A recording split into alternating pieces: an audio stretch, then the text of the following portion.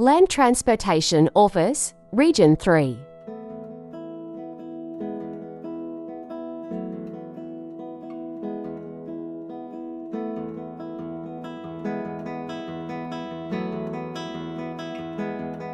Ang mga responsibilidad at tungkulin ng isang kawani ng bayan.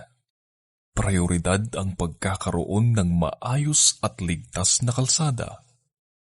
Walang pagod na pagsasagawa ng mga batas trapiko. Pangangalagaan ng karapatan at kaligtasan ng bawat motorista at buong sambayanan. Sa kabila ng anumang sakuna o pandemya, ito ang serbisyong hatid ng LTO na buong pusong nagtatrabaho, naglilingkod, at namumuno para sa bayan at sa buong bansa. Magandang araw!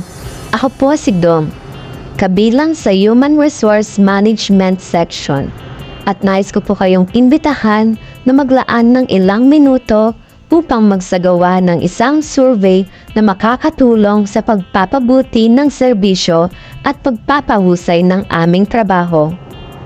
Ang inyong mga sagot ay napakahalaga upang mas mapabuti ang aming serbisyo o programa. Sa pamamagitan ng inyong mga sagot, magkakaroon tayo ng mas malinaw na pag-unawa sa inyong mga pangangailangan at kagustuhan. Ang survey ay pwedeng online na pwedeng gamitin ang pag-scan sa QR code or face-to-face na sasagutan sa papel. At hindi po ito magtatagal ng mahigit na ilang minuto. Ang mga tanong po ay simple at hindi po ito maghihingi ng personal na impormasyon. Ang inyong mga sagot ay mananatiling confidential at gagamitin lamang para sa layunin na mapabuti ang aming serbisyo. Wala po kaming intensyon na manghimasok sa inyong mga pribadong buhay. Kung interesado po kayo, maaari po kayong magsimula sa link na ito o kaya sa pag-scan ng QR code.